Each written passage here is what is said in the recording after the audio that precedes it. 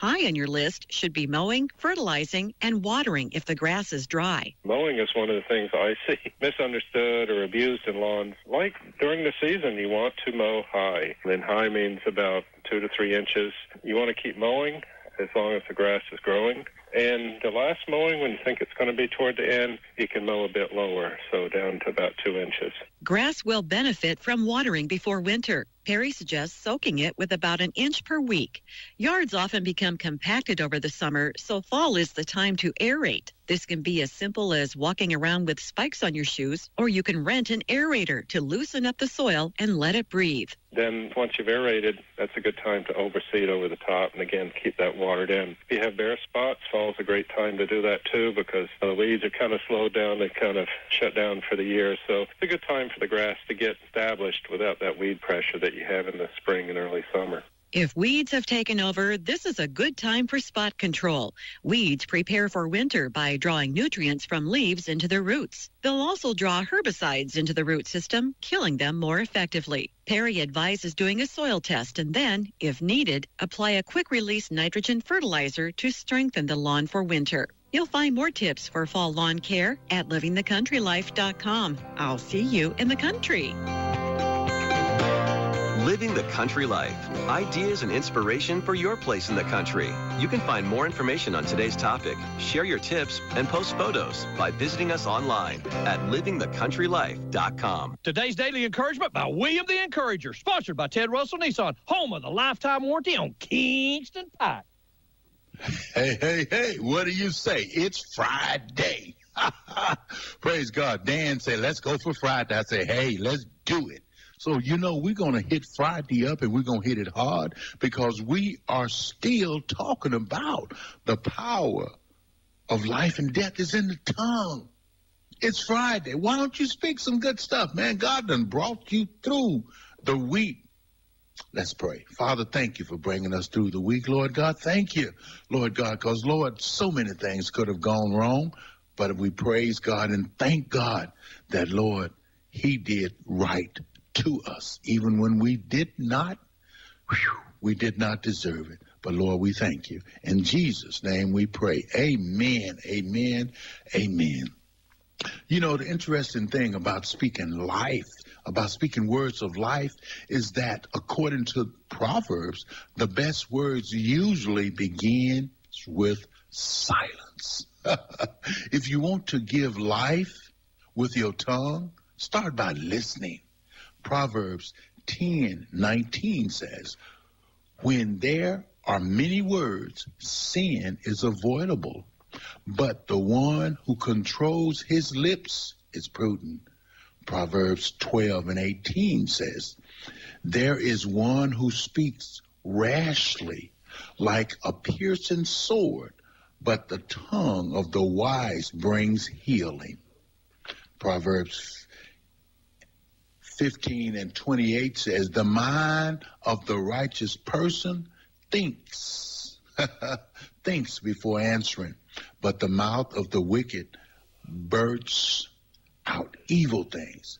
Proverbs 29:20 says, do you see someone who speaks too soon? There is more hope for a fool than for him. Oh my goodness. Get a hold to that. Read it for yourself. Go to the word and read it for yourself. Proverbs is all about wisdom. Get wisdom. In all you're getting, get wisdom, my brothers and sisters. How much headaches could be avoided if we listened? Instead, while others talk, we are busy reloading. We crowd others out with the sound of our own voice.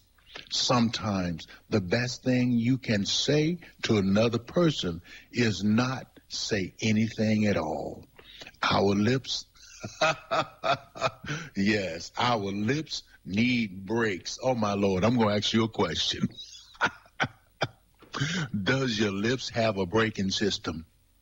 Does it know how to hit the brakes? If you want to learn the language of healing, start by listening.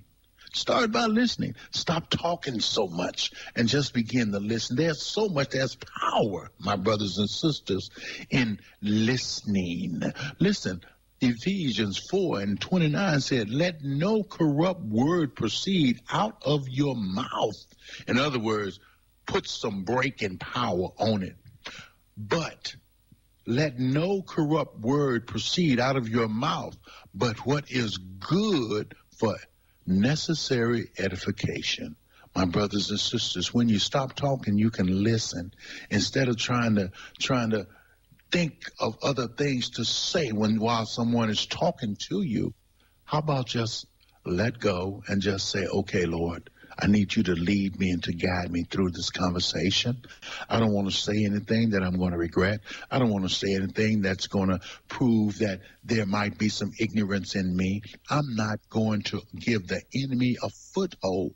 I'm going to hold my tongue and ask you to hold my peace, Father. Lord, we thank you for today, Lord God. And Lord, let this message go forward and encourage someone and let everybody know that there is a way out of their mess, and it's JESUS. Where can you buy a brand new Nissan with a lifetime warranty? Kingston Pike. Hey, folks, Gerald Anderson with Ted Russell Nissan. You heard it right. Every new Ted Russell Nissan comes with a lifetime warranty, and that's a long, long time. Ted Russell Nissan on Kingston Pike.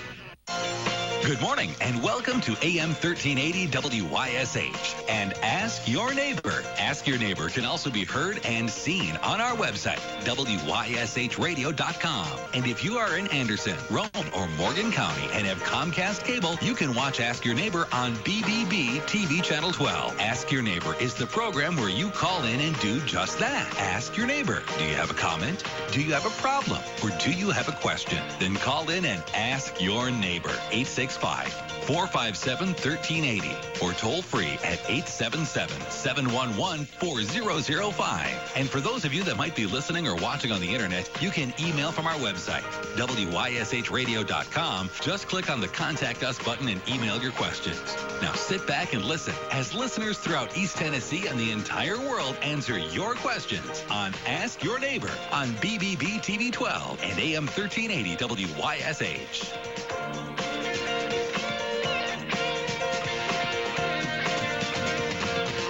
That's what I'm going to do here for you guys. I'm going to open the phones to see if anybody has anything you'd like to ask, anything you'd like to talk about, anything you'd like to share about. And if in 2 minutes, exactly 120 seconds you don't, I am going to air a repeat version of Tuesday night's Dragon Talk Show. We'll be talking about tonight's game and all the things that the boys talked about on Tuesday night. So, that being said, in 120 seconds, if you've got something to talk about now, call. If not, I've got great Clinton Dragon programming from Tuesday Night Sports Talk next. As a homeowner, I'm always looking for peace of mind, especially when I have a costly, unplanned expense, like a cooling system repair or replacement. That's when I turn to the eScore Quality Contractor Network. They're the pros who've been specially trained and approved by TVA and your local power company. The quality contractors are licensed and insured, so you can be assured the job will be done right and inspected for free. Contact your local power company or visit energyright.com to learn more.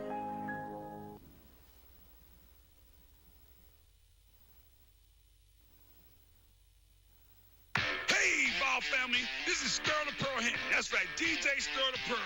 Tune in every Tuesday night at 6 p.m. for the Pizza Express Tuesday Night Sports Talk with Jasper Young and Walt Stair here at WYSH. Hey y'all, it's Elise from Rusty Wash Chevrolet in Clinton. Can you believe we've been open for 10 years? Come celebrate all month long with deals like these. This month you can get up to $10,000 off select new Chevrolets with rates as low as 0%. And remember, all new Chevys come with Rusty's exclusive 200,000-mile warranty. So together let's drive to the 10-year anniversary at Rusty Wash Chevrolet or visit us online at rustywashchevrolet.com where Chevys cost less. See dealer for details.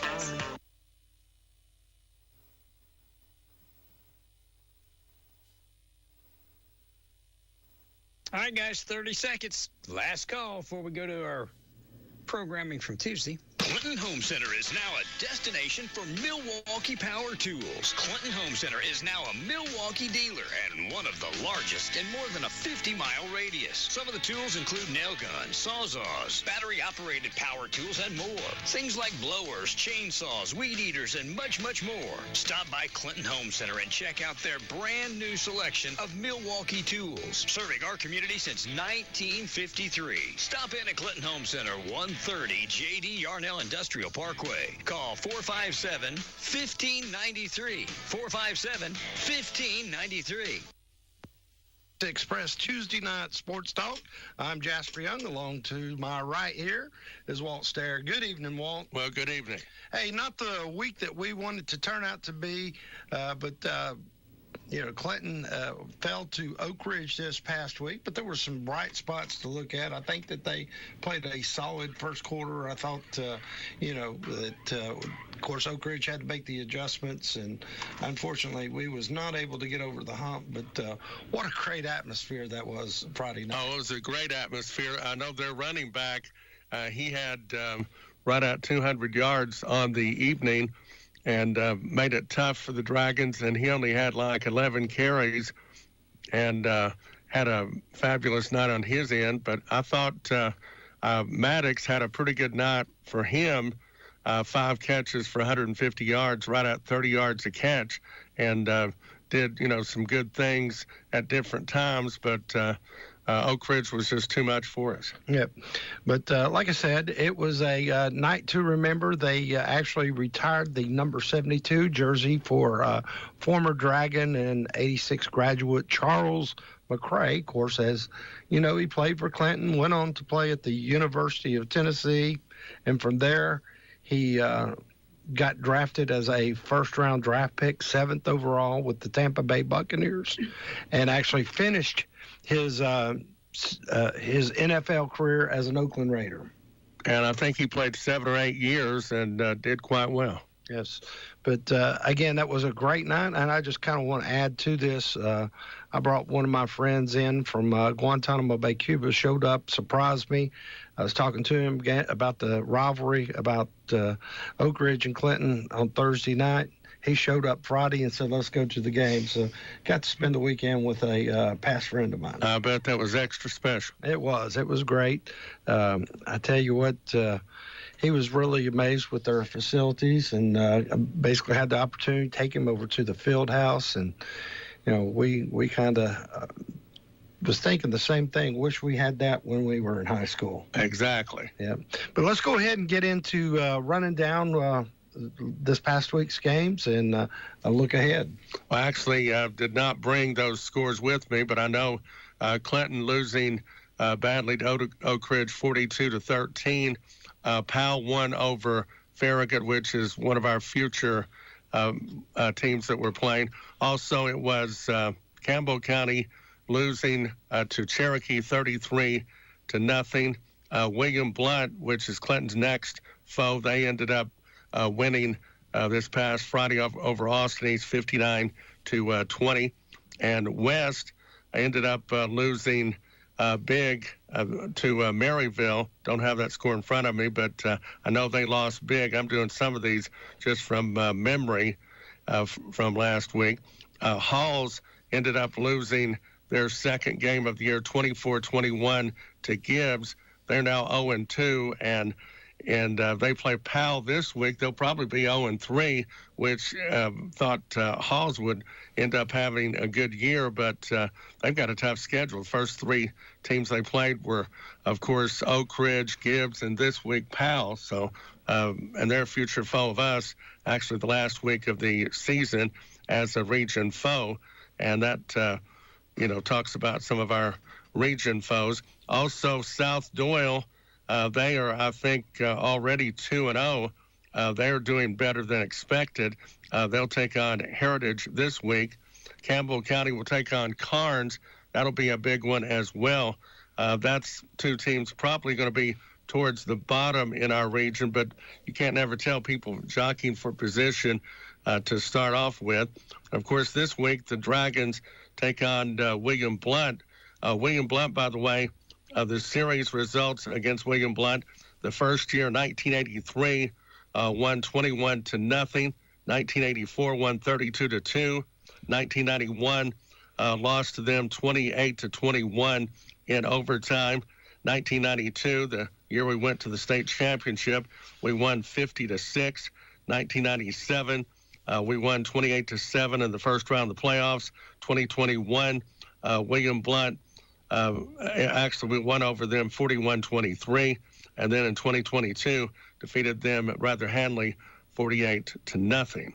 But, of course, games this week coming up, and bucket load of those. Halls versus Powell, Farragut versus Upperman, Seymour versus Cott County, Gatlinburg Pittman versus Unicoi County, Fulton versus Anderson County, Maryville versus Bearden, Hardin Valley versus Bradley Central, Alcoa versus Gibbs, Midway versus Greenback, South Doyle versus Heritage, and as I've told you about, Campbell County versus Carnes, Loudon versus Kingston, West versus Central, West having certainly some problems, Oliver Springs versus Oakdale, Bledsoe County versus Oneida, Coalfield versus Rockwood, also Oak Ridge versus Lenoir City, Sweetwater versus Tellico Plains, McMinn County versus Walker Valley, and that's pretty much the rundown we have here. Of course, William Blount coming into this is 2-0. They have defeated Loudon, which is a 4A school, 49-0, and Austin East, which is a 3A school, 59-20. But that pretty much gives you a rundown of what's what. Also, I thought was rather amazing was Anderson County losing by as much as they did, 28-7, and losing their quarterback Gillum, and losing to Catholic 28-7. Catholic's awfully good, but I thought that would be a good one. Yep. Well, again, thank you, Walt, for the rundown. And like I said, we've got an eventful night here. We're actually going to have Max Bertram actually kind of update you on the voting polls and the hundreds. And maybe he can explain to you as the listener as to how everything is calculated. And he has done a phenomenal job this year by stepping up to doing this. Welcome back to the Tuesday Night Pizza Express Tuesday Night Sports Talk. Joining us in studio is our Clinton grad, Max Bertram. Hey, Max, welcome to the show. Hey, thank you, Jasper. I appreciate that. And out just sitting out there and heard about us facing William Blount this week, and that I know that 1984 game well because I actually got in. That was our season opener in '84. I got a sack in that game. Got in 2 plays, didn't see the field the rest of the season. Oh, wow. Well, that was your claim to fame, I tell you what. That was my claim to fame on sophomore year, yeah. Which one of my buddies, Scott Cupp, over there at William Blount, of course, he's transferred over to CAK this year, but always great to see him down at the football field, but going to miss him this week. Again, he's over at CAK doing great things over there this year. But, Max, just kind of want to get a rundown, explain to our listener as to how this poll is worked, how it is calculated. Yeah. And, of course, I got your email this morning with the updates. Let us know. I didn't see how many has voted so far. So that's an interesting question because what we've had to do, I've had to go back through looking at the data because we've had some IP addresses that had repeated for the same person. And so you had little vote stacking, it looked like, that had gone there. So culling back through and making sure that everything was calculated accurately. As of 10:30 this morning, we had about 630 votes, something like that. And, what we've done, the way we started this out was we started with a list from a poll that was actually taken a few years ago to start the list. And then we're asking people as they were voting, any names that weren't captured on there that we could add to the list. So, I've got more, as a matter of fact. Good. So with that, it compiled until we reached a maximum that was allowed on this platform of SurveyMonkey, which is what the tool we're using. So we have 200 names on there. And from those 200 names, we are ranking everybody based on the percentage of vote. And basically, it's what percentage of people voted for that name, and then the total number of votes that they received as well. So, so if you want to, I can run down the top 5, or it's posted on there as well. Well, I just want to clarify that when they go to the WYSH website or they go to the Facebook on WYSH, there is a drop-down box to where if that name is not seen on there, they can write that in. Is that correct? They could write that in until we reach 200 names. We're at 200 names now, so we can't add any more names to the list, but we've had about over 2 weeks of people compiling names on there, and 200s.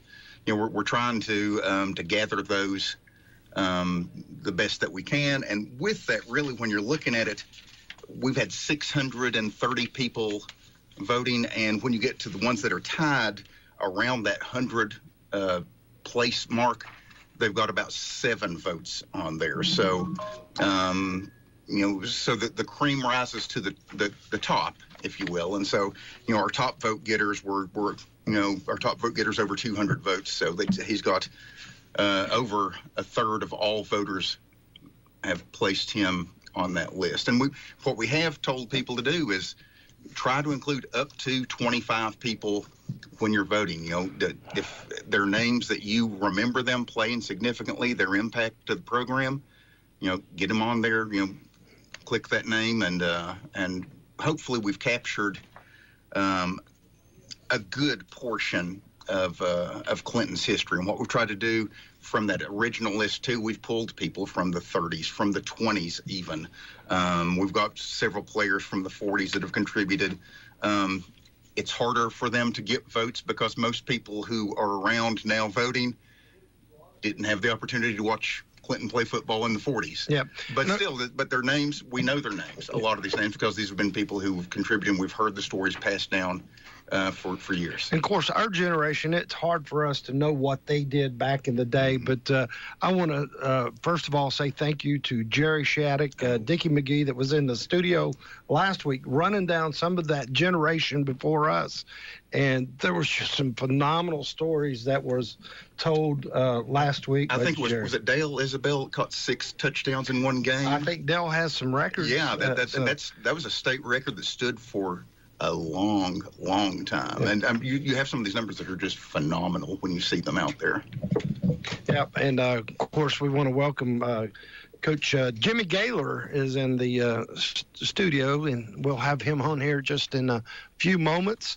And my offensive coordinator. Yes. Oh, yeah. And so we got some stories to share with Coach Jimmy Gaylor tonight. It's going to be very interesting. And we're going to open up the phones for phone calls, comments, suggestions, whatever that you want to make. But Max, I want to tell you thank you so much for putting this together. I think that we met up there at the Anderson County Fair this year, and I'm thinking, he volunteered, said, hey, how can I help? And I said, well, I need some bodies to count some of the ballots. He said, why don't you do it the easier way and just go online to where you can vote? And I said, hey, that's a great idea.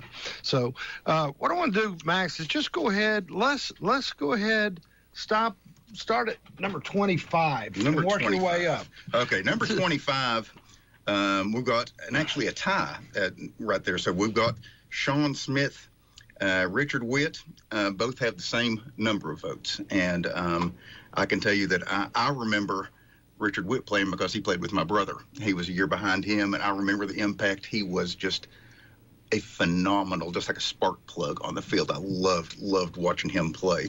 Above him, Terry Moore, of course, who played at Tennessee. We've got Connor Moody, the amazing David Fritz, David C. Oh my goodness! Of course, I had the opportunity to see David at the Oak Ridge Clinton game this past week. So he was out there. You hear people talking about, say, yeah.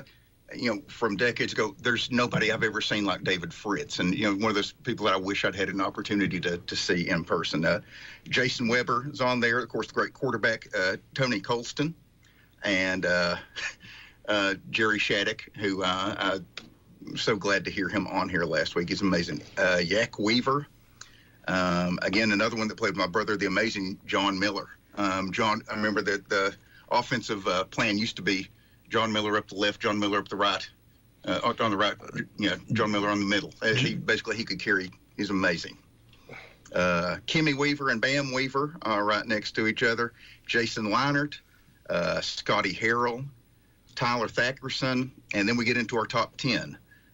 Jason Rhodey at 10, Jermaine Shepard at 9, Joshua Keith at 8, Terry Benjamin at 7, Darren Scarborough at 6. No, that is Darren Scarborough, Cecil. I did not misspell your name. It's the right Scarborough. Darian Stone at 5. Charles McRae, who, of course, we retired his number last week, at 4. The amazing All-American Larry Severs at 3. West at 2. And the number 1 vote getter so far is Scotty Witt, who recently lost, and just an amazing ball player. And it looks like Scotty's got about right at almost 34% of the votes as the number 1 vote. I think this is of the last update. Yes. If this is correct. 211 votes. Weston's trailing with 174 votes. So you still have time. We're going to keep this poll open for the next couple weeks, and then our final 100 will be announced about the week of homecoming. So if you'd like to go, just go to WYSHradio.com. But what I'm going to do is I'm going to send it over to Melissa, and she is going to take it out to the 2-minute drill with Sterl the Pearl Hinton on WYSH for the Pizza Express Tuesday Night Sports Talk. On the Vols schedule this week is East Tennessee State. The university opened in 1911 as East Tennessee State Normal School. Normal School.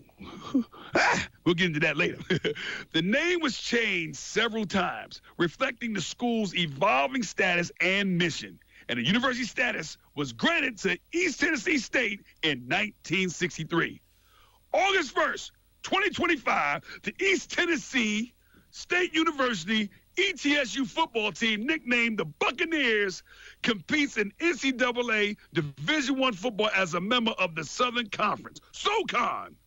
That's the nickname. They got nicknames in their conference. SoCon. We just call it the SEC, the Power T, the mighty icon of the SEC. We'll get into that later. All right. The team is based in Johnson City, Tennessee. The program was discontinued in 2003 due to financial reasons, but was reinstated in 2015. These are some of the challenges some of the smaller schools are facing right now. It's finances and, days of NIL and things that are happening. Games like this are essential for the survival of small schools. And I tell you, I do not want today to be an Appy State situation. If you don't know what I'm talking about, Google it. I'm not getting into it.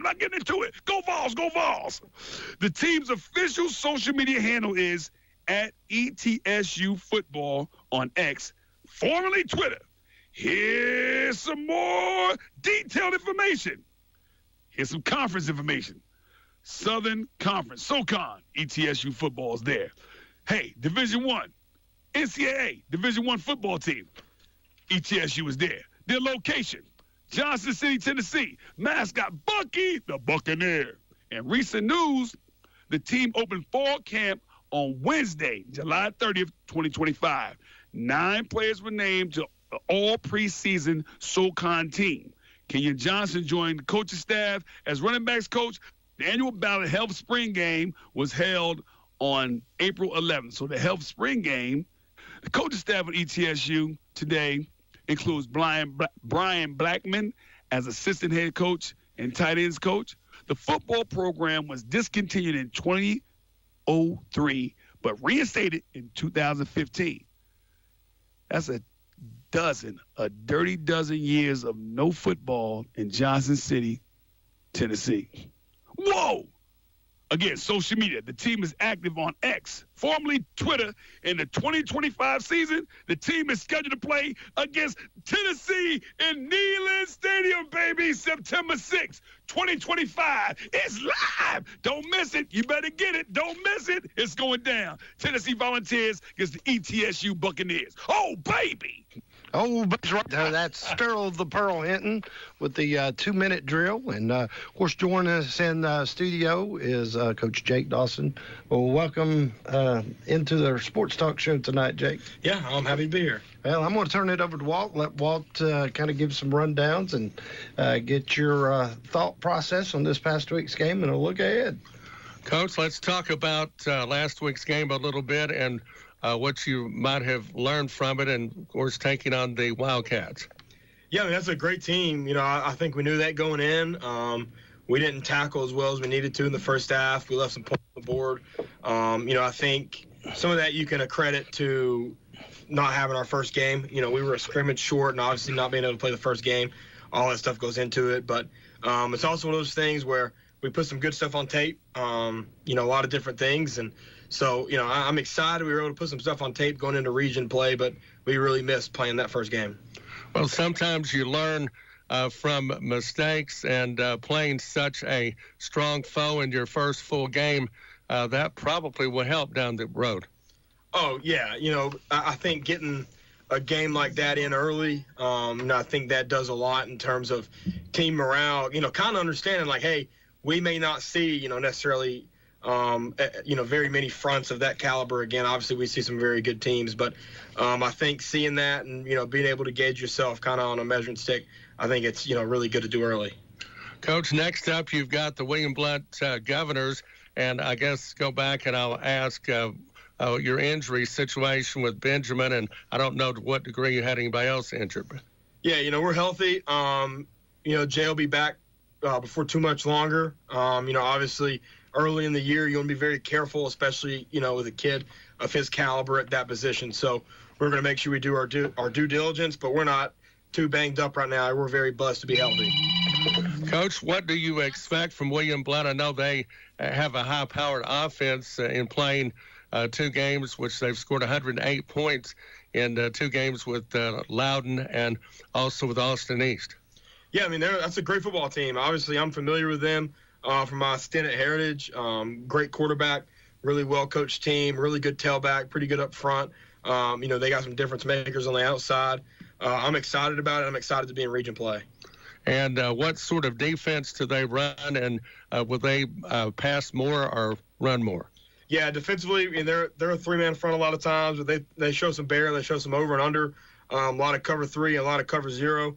Remind me a lot schematically defensively of Oak Ridge, in the way they want to try to create chaos with different pressures. And then offensively, it's kind of similar to Heritage, honestly. They're more pass-oriented. They do a really good job running the ball with counter and outside zone. You know, their passing stuff's a lot of quick game. And they, of course, have played a 3A school and a 4A school.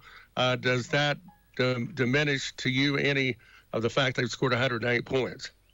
No. I mean, I think anytime you score 100 points in 2 games, obviously you're very talented and you're very sound schematic. I think both those things are true. It really don't matter who you're playing. I think that sort of productivity shows that it really don't matter who you're playing. Efficiency is efficiency at any level.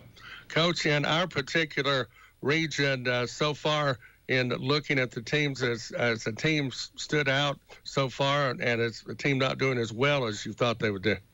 I mean, we're winless right now, so you can maybe say yes, but no, I'm excited about it. You know, I think Powell's done a really good job. They look very, very strong. You know, West, obviously they had a tough one Friday at Maryville, but that's a great football team.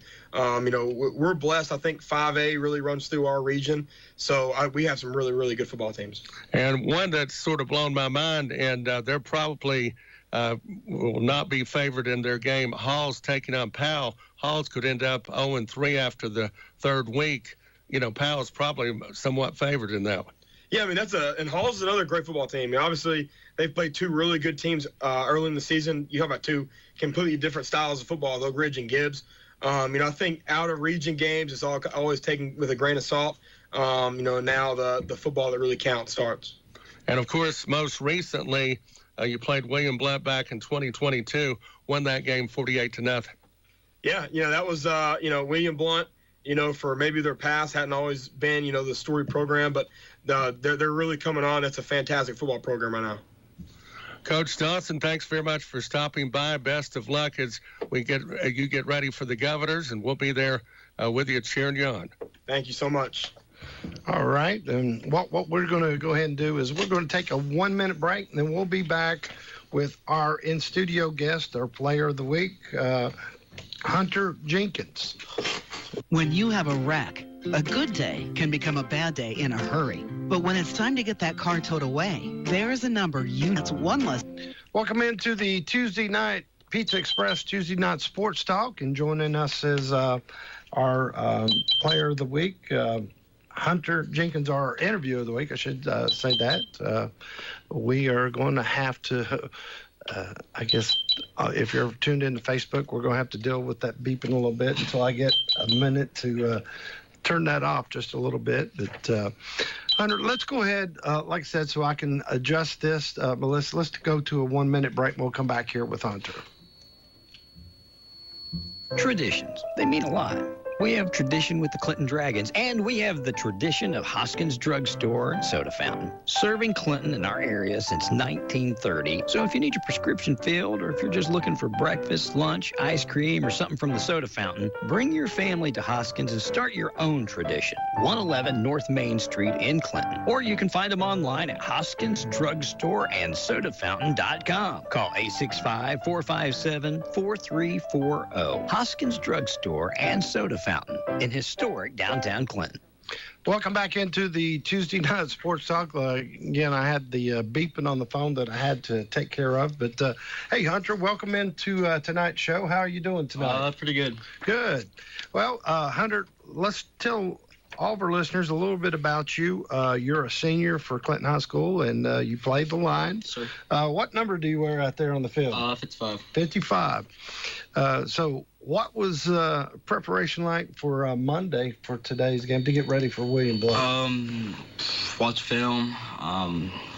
For defense, we had just went through the plays for each formations, 10 personnel, 11 personnel, and then for offense, we did just plays that we're gonna be doing this whole week until Friday. Okay. Well, you've been a senior this year. You've got, probably about, hopefully we'll get you all the way to the state. But what are your goals personally as a football player this year? First of all, just makes the just make the playoffs, and then take it one game at a time. Yes, and then hopefully, and then just go to state and win that. And just for me, just have a good season since it's my senior year, and then just keep growing. When it comes to players on the field, who is it that you communicate the most with during games? Xander Huffman, I think so. Okay. Him or Jackson Wilson. Jackson. Okay. But now, what are some of your classes that you're taking, and what do you plan to do after you graduate? I have Spanish 2 right now again, and then I have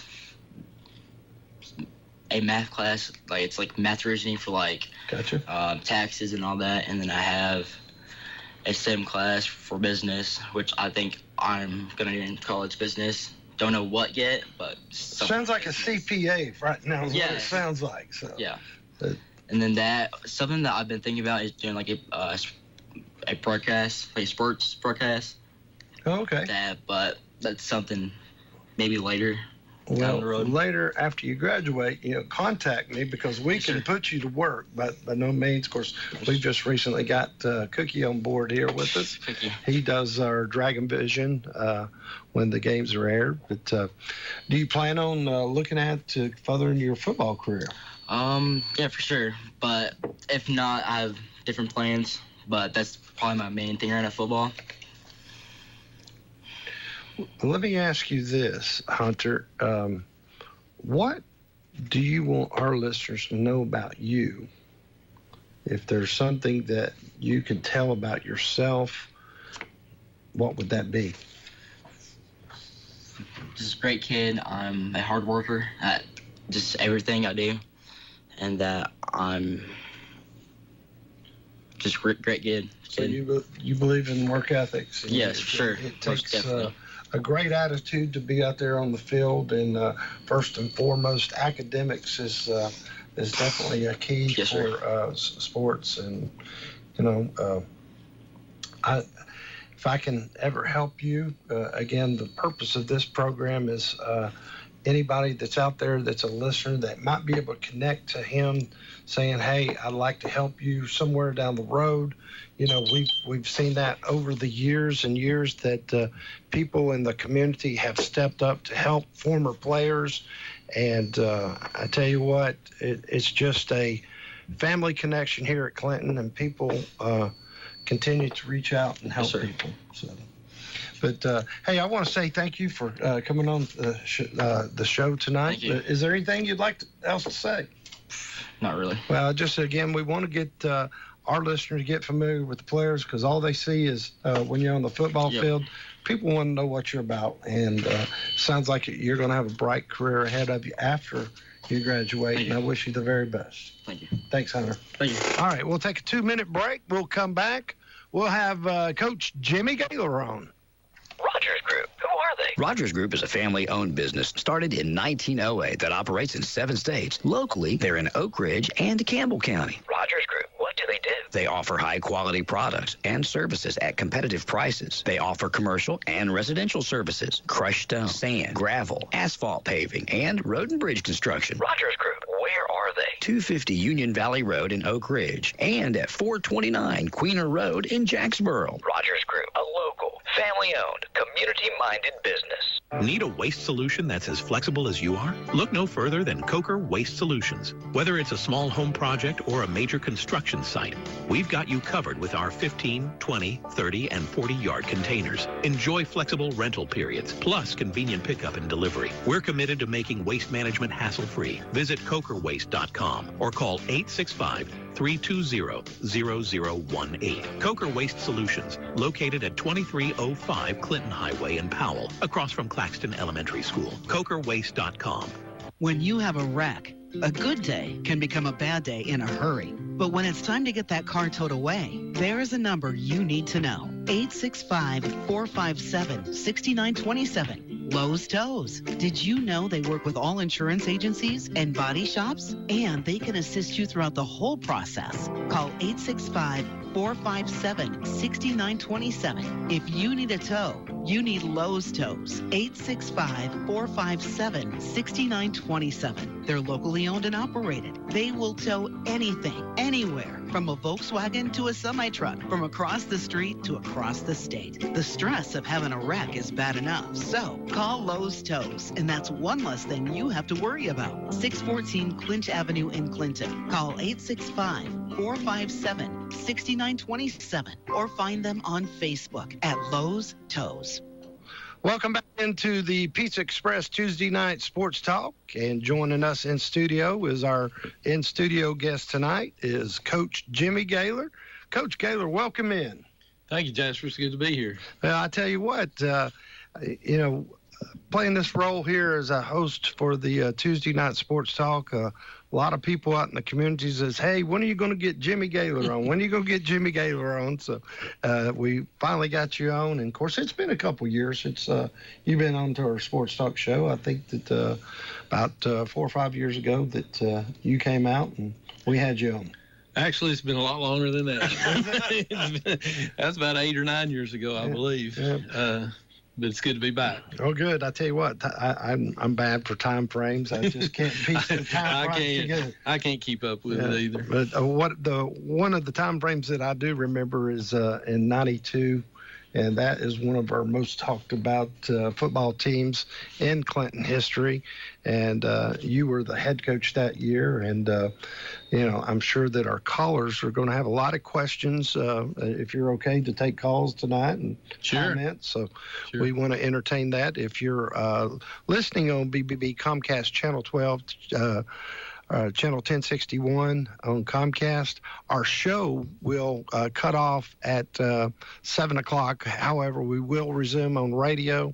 If you're anywhere in the world, you can tune to WYSHradio.com and tune in there when the TV screen goes out. So, again, we want to thank the people for joining us on Facebook as well.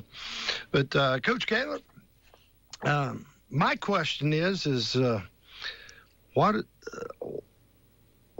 you first started that 92 season, what was your thought process going in, and with all the talent did you see at the first of the season that you would be state bound?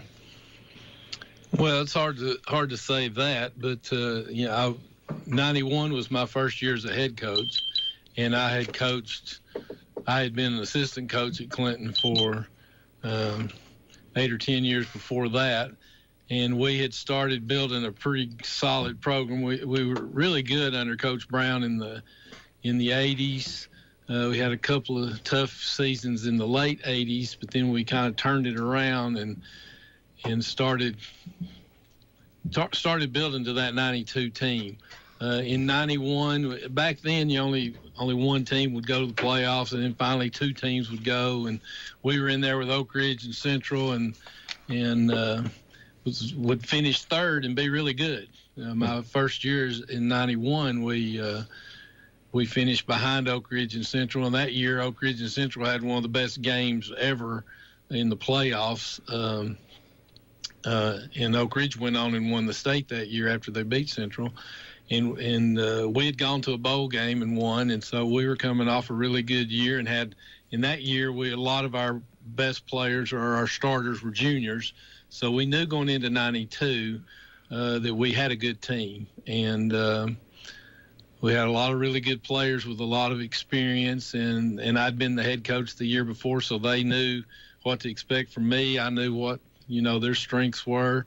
I had a great assistant coaching staff as well.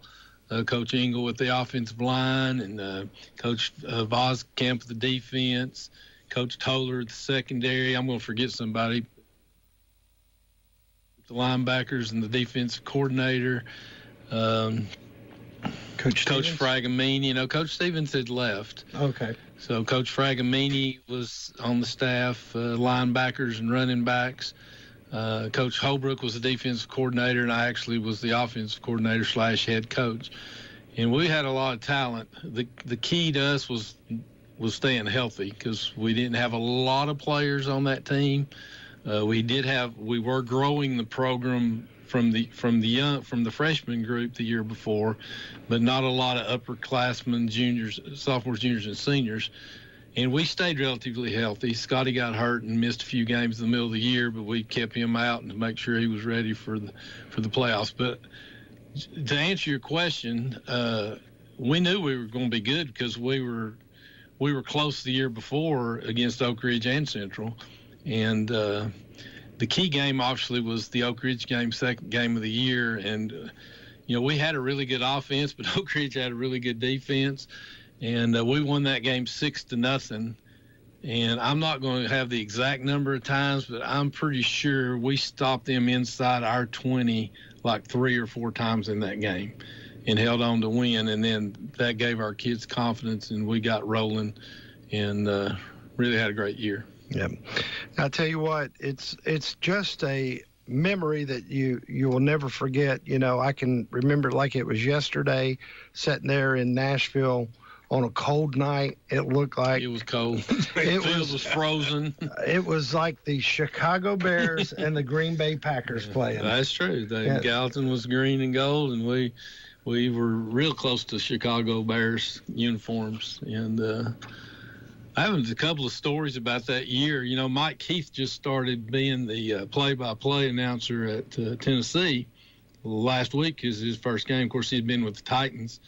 He was working in Knoxville radio and television back then, and he did a bunch of our games, especially when we got to the playoffs. We were like the game of the week, and he did some of our games, and so I spoke with him a lot. I knew Mike from UT, actually, and so that's kind of an interesting side note to that season as well. Well, I'm going to take you a little bit further back before he became an announcer over as a sports director for one of the local radio stations in Knoxville. But when Mike was going to college and he was doing communications over at the University of Tennessee, he had taken on a part-time job, and he actually got to work for me back in the day. Oh, did he? Yes. So I know that. Yes. So, Mike is a good one. We work for a company called Genesco Incorporated, which their home base is out of Nashville, so he was a good fit. I just never could get him to work. He was always reading the sports page. Yeah, he knows his sports. There's no doubt about it. There's no doubt. So, what was your take on this Saturday's football game with Tennessee-Syracuse? Well, I was there. All first games, you take away two or three things. There's obviously stuff that the coaching staff and players will be working on this week. I guess the thing that I saw that they need the most work on would be like getting off the field on third down and fourth down. Syracuse was able to convert some third and fourth downs. But our running game was really, really good, and our quarterback shows some athletic ability and a lot of poise. Of course, Syracuse is not an SEC team, so we'll have to wait and see. But very happy about the outcome of that game. Anytime you can win the first game, and I think we got one of our defensive backs hurt, so injuries are always a factor that you want to stay away from early in the year. But other than that, I think we're okay. Yeah. Well, I'm going to go ahead and shift gears with you right now. I just kind of want to mention this. I was told by somebody that you're not going to mention this, but you're being inducted into the John Overton High School Sports Hall of Fame on September 20th in Nashville, and you're one of the two inductees for that football introduction, and that takes place at Nashville Overton. Yeah, that's correct. I was not going to mention it. Well, I think that one of the two is I'm one of two that is getting inducted into two separate sports, baseball and football. Baseball and football. Yeah, this is the first class that they've done, so there's quite a few that are being inducted overall in the sports. A lot of them were my teammates, and we had some good years at Overton. We never quite got to the state championship game. We lost to what some people think is one of the best Tennessee teams ever in Bristol in 1972 in the semifinals, and then we lost to Memphis Hillcrest the next year. That game was at Vanderbilt. The Bristol game was up at Bristol, and that was an experience to go up there in their castle to play. Since then, I've got to go up there and play or have them come to play at Maryville, and we were able to beat them. But that was an experience back then. I appreciate you mentioning it, but you're right. I was not going to. Well, I don't know if I should let you know where that source came from, but also added that back in 15 years ago, High School Football Magazine, that you ranked fourth as a leading high school coach as a defensive coach.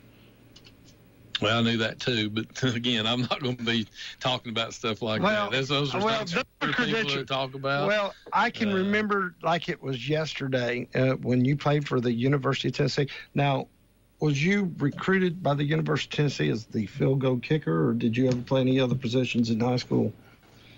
I played some other positions, but I was recruited at UT to be the punter and place kicker. I ended up just being the place kicker, handling kickoffs and field goals, extra points, all that. Tennessee's always had great kickers, so we've had punters, and the guy that was punting when I got there was Neil Claybo, who went into the pros. And then after him was Craig Colquitt, who played for the Steelers, I don't know how many years in the pros. And so I didn't make it as a punter, but there was good punters that did make it. And then I played baseball. So Tennessee was a place that recruited me football, but was going to let me play baseball. And that's one of the draws that got me there. Well, as a kid, I can remember it might have been late fall. We were playing Kentucky, and every time that we scored, it was Jimmy Gaylor kicking it through the uprights. You kicked how many field goals during that Kentucky-Tennessee game? Well, I kicked the best thing I did at Kentucky, even though we lost the game, was I broke the school record for the longest kick, which was 57 yards. And then later, Fuad Revez broke that at Georgia Tech, which is 60 yards. So right now I'm second. But I left there first. So unfortunately, my college career at UT was not – I wouldn't put it up there with some of the greats. I had a very strong leg. I wasn't as accurate as I would have liked to have been. And then I pitched with some guys like Rick Honeycutt and Mike Smithson that went on and played in the pros. And so I really enjoyed that part of being able to do both. And then I went into coaching. I did both as well. Coached baseball and football at Oneida. When I got to Clinton, Coach Taylor had a pretty good team, baseball team, so that wasn't available. So I coached girls softball for about 6 years. And then when I went to Maryville, one of the reasons I went to Maryville was I was going to be able to coach baseball again. And I went to Maryville as a defensive coordinator and baseball coach, and then got to coach my 2 sons at Maryville in baseball. And so that's kind of how everything went. Yeah. Now, you were talking about accuracy as a football player, but do I understand correctly? You were accurate enough to win a car or a prize or something? I thought this was going to be a more question and answer from the audience. I didn't think I was going to be questioned about my whole life. Well, that's okay, Jasper. Just some highlights. Yeah, I did win a car over there. All I'll say about that is 1985 Sugar Bowl. We went and beat Miami. And I was at that game watching. And the next year, Tennessee was trying to set a record for the most people ever at a spring game. So this kicking for a car was kind of for promotion to kind of maybe add something to that game. Plus, we'd just come off beating Miami, so everybody's fired up anyway. Oh, yeah. So there was a lot of people at that game. And all I'll say is I had a chance to early in the afternoon to kick like an extra point or maybe a 25-yard field goal. And everybody that hit that got to move to the next round, which occurred at the halftime of the orange and white game. And I was fortunate that I drew number 1 to get to kick it first, because whoever hit it first, the contest was over. You didn't have a kickoff or a tie or anything like that. So I was fortunate to draw number 1, and I kicked the field goal and drove off with the car. Well, good deal. A good deal. So that's a great story. So I'll tell you what we're going to go ahead and do is I'm going to open the phone lines up for any callers that may have some questions or comments for Coach Gaylor. And we're going to go ahead and take a 2-minute break, and then we'll be back. And again, if you'd like to call in, the phone number is 865-457-1380. Clinton Home Center is now a Hi, this is Laura Paul, here to tell you why my hardwoods, carpet, tile, and stone for my fireplace all came from locally owned David's Abbey Carpet and Floors. I asked the owner what they wanted to share with you, and I was told, please tell our customers how much we and our staff really appreciate them doing business with us. Make sure they know we realize we would not be here celebrating 52 years in business with 3 generations of our very own family working for the business were it not for them from all over East Tennessee, multiple generations too. Laura, tell everyone that hears your voice, thank you from the bottom of our hearts. And I said, okay, I'll talk about more flooring next time. From the bottom of their hearts, thank you. That's David's Abbey Carpet and Floors. Go see why they're different. Knoxville, Pigeon Forge, and Maryville too.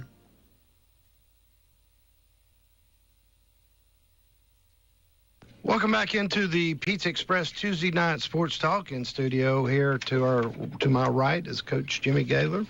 Hey, Coach Gaylor, this past Friday they retired Charles McCray's jersey. Is there a few things that you might be able to share what your coaching experience was with coaching Charles?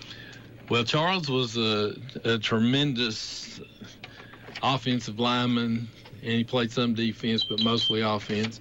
I was an assistant when Charles was here, and I stayed on Charles a lot. I was kind of the bad guy during Coach Brown's tenure as the head coach. I was the one that would try to light a fire under some of them, and every once in a while I'd have to say something to Charles. But Charles was a great player, great person, and went on and had a tremendous career. And it was exciting to see him go to UT because, that's where I went, and I went to all the games. So I got to see him a lot. Some of the things I remember even more than his offensive line skills at UT was his first few years he was on the defensive side of the ball. Coach Donahue is the guy that recruited him from UT, and Coach Donahue was the defensive coordinator. And I remember going up to Kentucky, and we beat them thanks to some goal line stands that Charles was on that defense up front against Kentucky. And there's nothing but good things to say about Charles. I see him every once in a while. We have a Letterman's Club.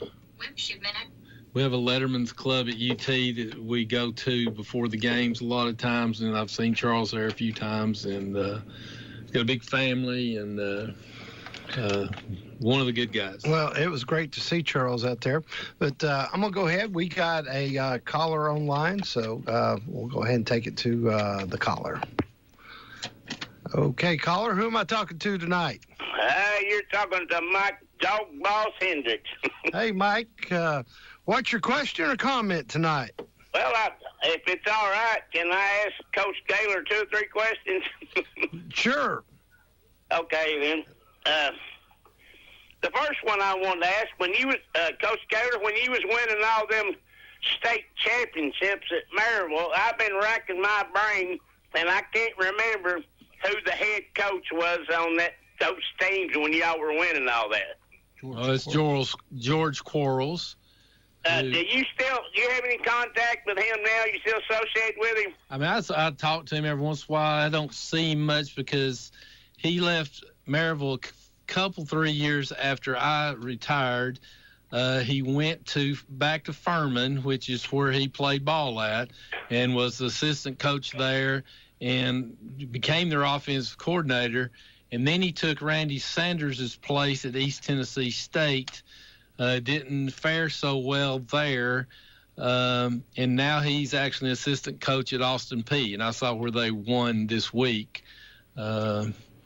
Somebody I know, I can't remember now who it was. I saw it on Facebook. Somebody that I have that I'll have to check on that I'm familiar with plays for Austin Peay, and that's how I saw that they had won.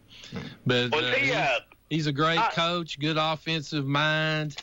Let the coaches coach, their position. And I was the defensive coordinator at Maryville, and we talked back and forth on both sides of the ball. But he pretty much did the offense, and I was pretty much in charge of the defense, and we got along well. Well, I'm just going to say he seemed like a real, listening to him on TV, he was like a real humble guy there, but I didn't know if he was a-hole when you was coaching under or if he was just a good guy. No, he's a good guy, a good Christian. Actually went to church together for part of the time, and then he went somewhere else, and his offensive line coach, David Ellis, is actually my Sunday school teacher since I've been at Maryville and still is my Sunday school teacher. Oh, okay. Well, we had a really good staff at Maryville. When you were the place kicker there, Coach, at UT, the older I get, the less I can remember there. But who was your head coach then? Bill Battle was my head coach for 3 of the years, and then I was with Johnny Majors for 1 year.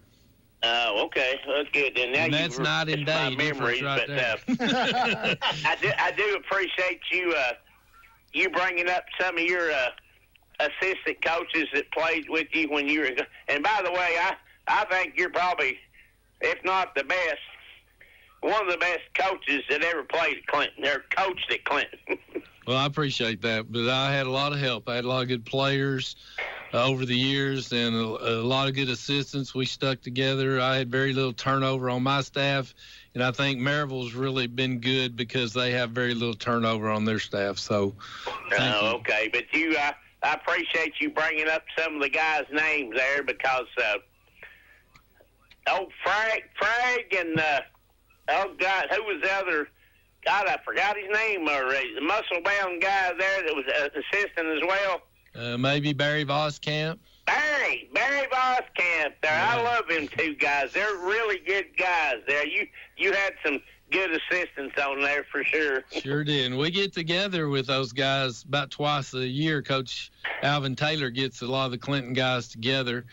And with the orange hat. But you actually brought up another game there, and when I was a little bit more able, I used to go to a lot of high school football games.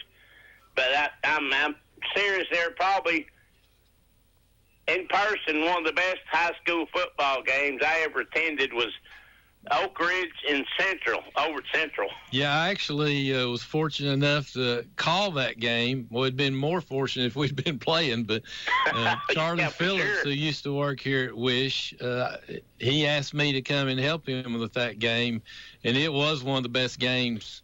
I don't get to see many games because I was coaching, but everybody says I think it was like 42-35 in overtime, and both teams were just loaded with talent. And we'd played both teams tough, but they got the best of us that year. That was 91, and that was a great high game. School football game. It was a great game. I think it was.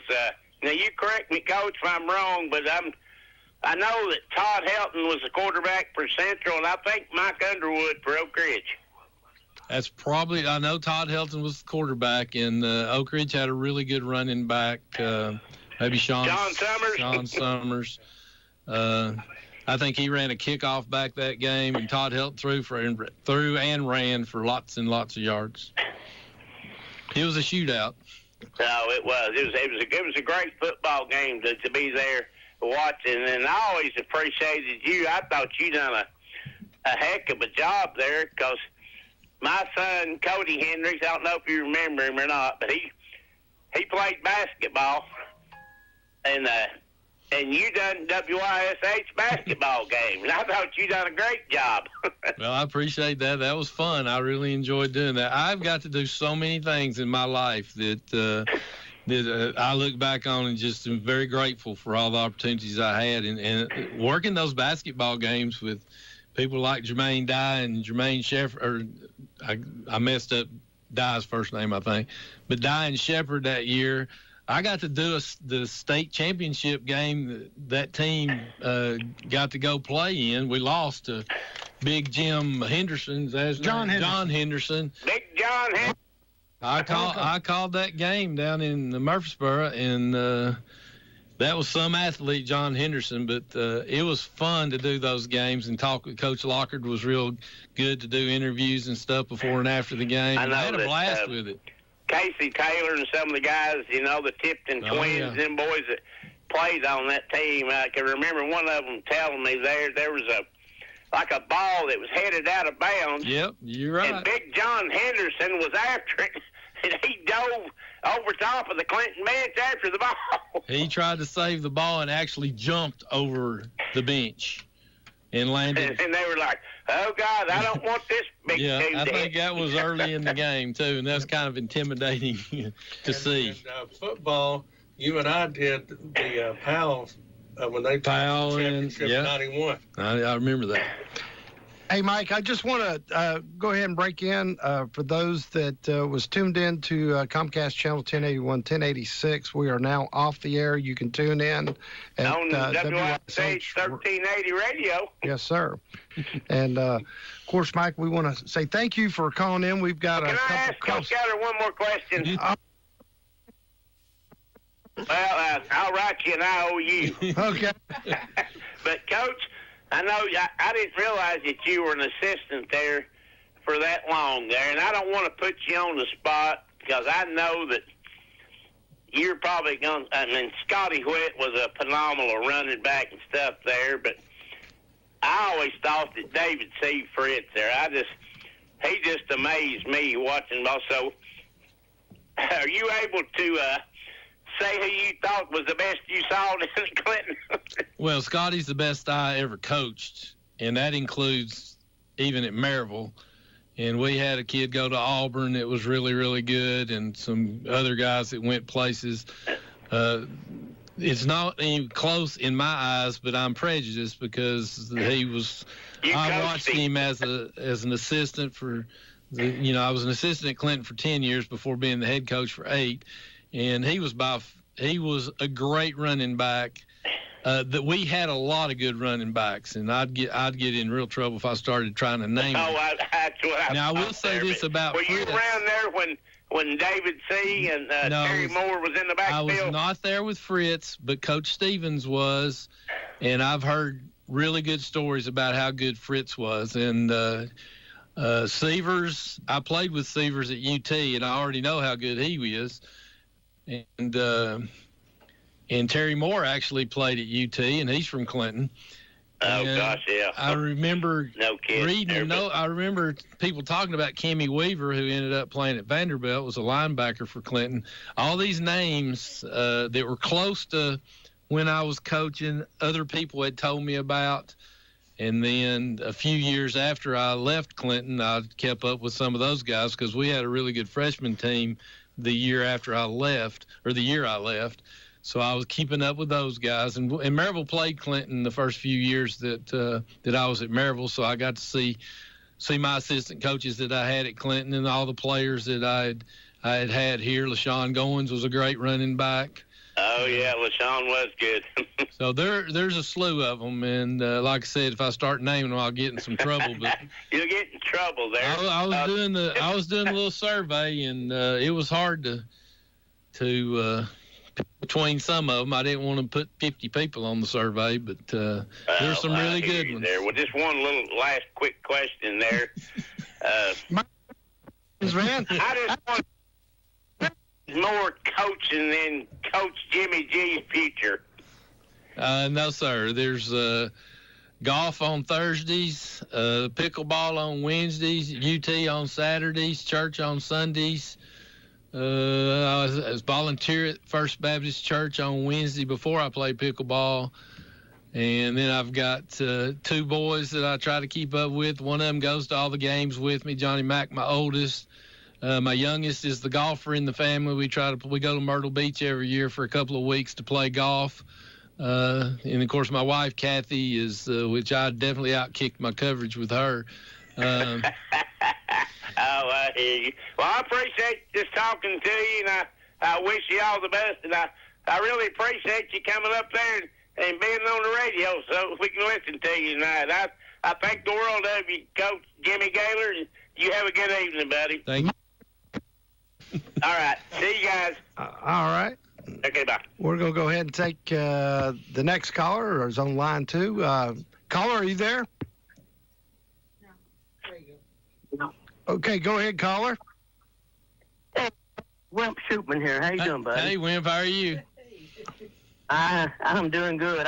I didn't know if I was going to get a chance to talk to you or not with Mike on there.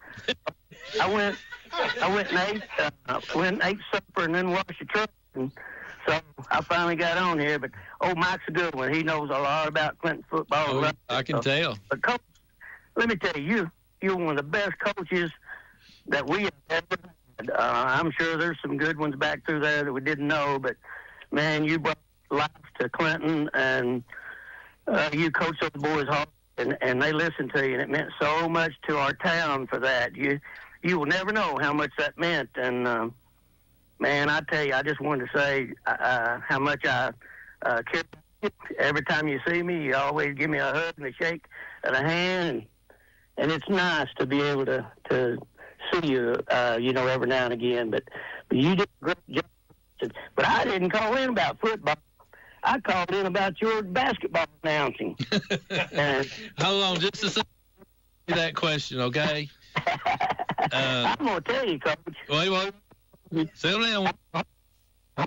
I gotta address all that you said. First off, I appreciate all the kind words, but I'm going to go back to, I was at Oneida when I first left UT, 79 and 80, and then I got the job at Clinton in 1981 as an assistant. And I learned more in the next 2 or 3 years about football and about dealing with kids from Coach Ron Brown, our head coach, Coach Mike Overton, our offensive line coach, Coach Dale Snipeman, our defensive back coach, who I play golf with 3 times a year, Mike Stevens, who I also play golf with a couple of times a year.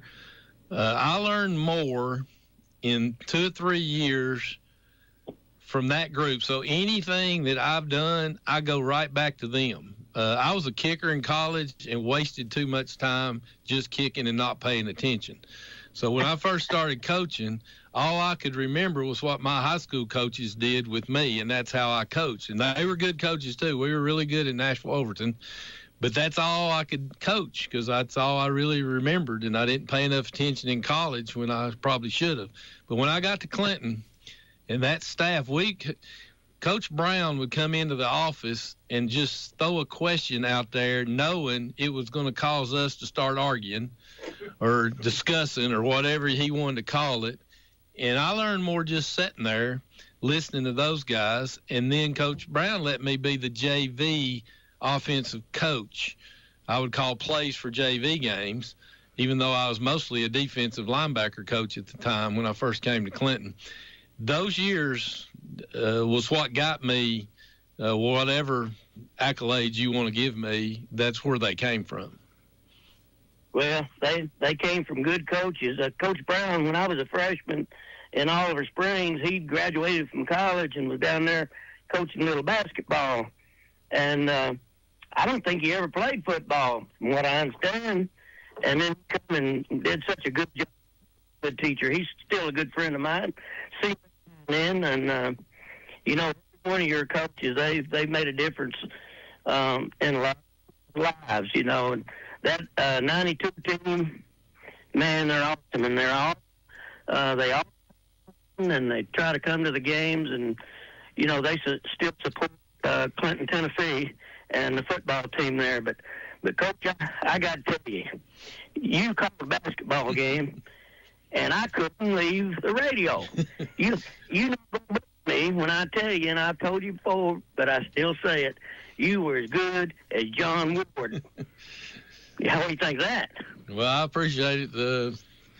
You need to send me your address. I'll send you a Christmas present for being all the nice things you're saying about me.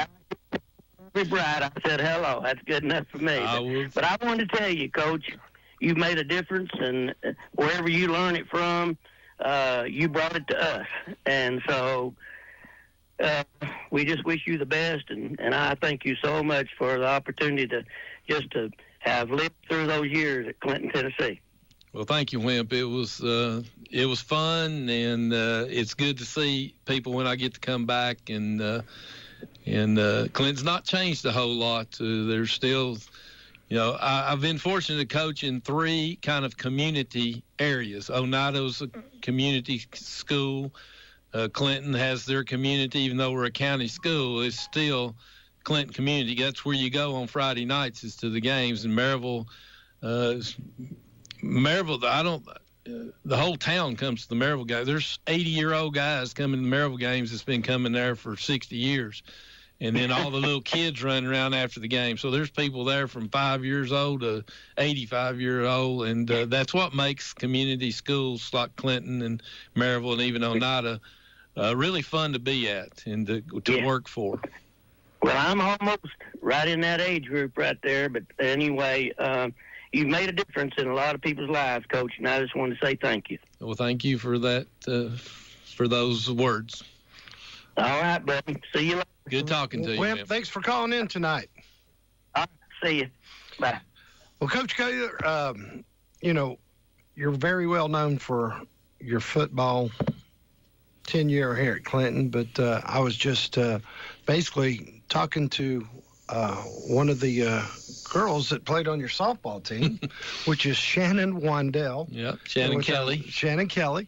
And she had told me, she said, well, he never, ever treated us like we were women. He treated us like we were football players, and he wasn't scared to get into I remember, actually, I got to see a lot of the girls maybe 2 years ago. I think that's about right. We met somewhere in Oak Ridge, and there's probably 12 of them or so that I had coached, and a couple that came before or after me that had played at Clinton, and it was a great gathering of those. That was fun. I mean, I was a baseball. I never liked coaching one sport throughout my whole career. I liked coaching in the spring and in the fall. Part of that selfishness, I didn't want to be in the weight room 24/7 like you have to be if you're just the football coach and all that kind of stuff.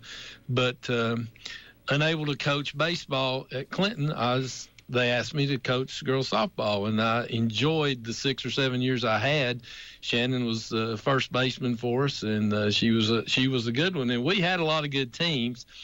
We lacked pitching because I tried to get Clinton to start fast-pitch softball. It lasted like 1 year. There were too many strikeouts and walks for everybody, so it went back to slow pitch. So most of my pitchers came from Claxton, where they actually had fast-pitch softball. I remember some of what Shannon's talking about there. I remember early in our discussions as amongst the team that I was not coaching a bunch of girls. Now, she took it a little too far, I think. I don't think I coached them like football players, but what I did tell them was that I'm coaching athletes. I'm coaching softball players, not girls that are spending all their time doing whatever girls do. So I probably was a little rough on them. Well, maybe I might have misquoted coaching them like football players. No, you probably quoted her right. She said that you didn't cut them no slack, just like you didn't cut no slack for the football players. I wanted them to be the best they could possibly be. And I think for a long time, that little era there of 6 or 8 years was some of the best that Clinton softball had, and even past that. I understand that they've done better in the last few years, or maybe back a few more years from that. But, we went to 2. With my slow pitch pitchers, we still went to 2 regions, and we actually beat Carnes one year, or not Carnes, Farragut one year, the year after they had won the state. We went over to Farragut and beat them in the region. We just kept running into either Oak Ridge or Carnes, whoever was good that time, or Central. They were really good too. And we just never could quite get over the hump. We lost 5 times to Carnes one year in girls softball when their pitcher ended up at UT. So it was tough winning it, but we were able to get into the region a couple of times and was very successful. Those girls, they're high on my list. I remember lots and lots of them, and it's good seeing them every once in a while. Well, Coach Gaylor, you stay connected to the Clinton community. Every time that you come around, a lot of people show up that they want to come out and see you again. So I don't know if you're going to be able to make it to any Clinton football games this year, or if you got. We'll do our best. We'll do our best to make it to a home game for sure. Kathy loved it here too, and she loves coming back. We just had her 50th reunion at Oneida, where I met my wife Kathy at Oneida, my first coaching job. Just had our 50, and I got to run into my assistant baseball coach when I was at Oneida. Oh, wow. And a couple of teacher mates that were with me at Oneida when I first got there, young and not having a clue. So that was a good week, and a good night last Saturday. We enjoy coming back. We have the Rosenbaums, we see them a lot at the UT games. Eddie was our film guy for a long, long time. Becky was a math teacher in the same department that I taught math at Clinton. And, like I said, we get together with Alvin Taylor gets us together a couple times a year, and it's good to get to see those guys and gals, mostly guys, when I visit them. So Clinton has a special place in my heart as we summer. Ask your doctor if they're right. So you are definitely a ingredient for you've got so many athletes, people that have you in the classroom, which is another element I want to hit on. And of course, we'll wrap this up and in the show, but I just want to say this. You're just as passionate in the classroom as you are on the football field, because I know I had you for algebra, and I used to watch you on the sidelines when that face would glow red at the referees.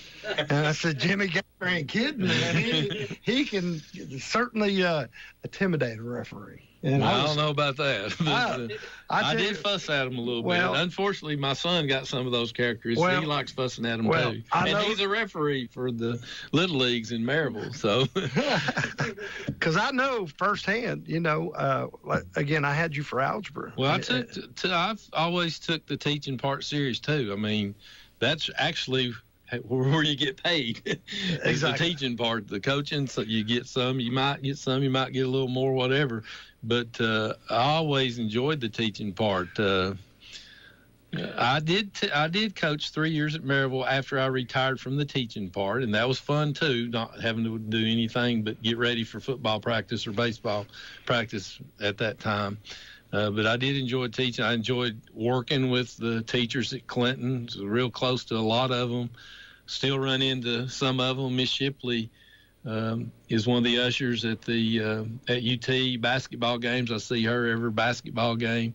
I already mentioned Miss Rosenbaum. Let me tell you, I remember Tony Hale was our principal when I first got there, and he told people that, I'm proud of this, he told people that group that came in, Mike Overton, Dale Snipeman, myself, Mike Stevens was already there, but he said those guys were as good as teachers as they were coaches.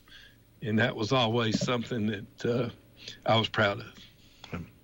Well, like I said, I know firsthand that you were passionate enough because, just like you were at the referees, you turned red in the face when you was having to teach, tried to in-sync that formula for me that I couldn't grasp. He said, what?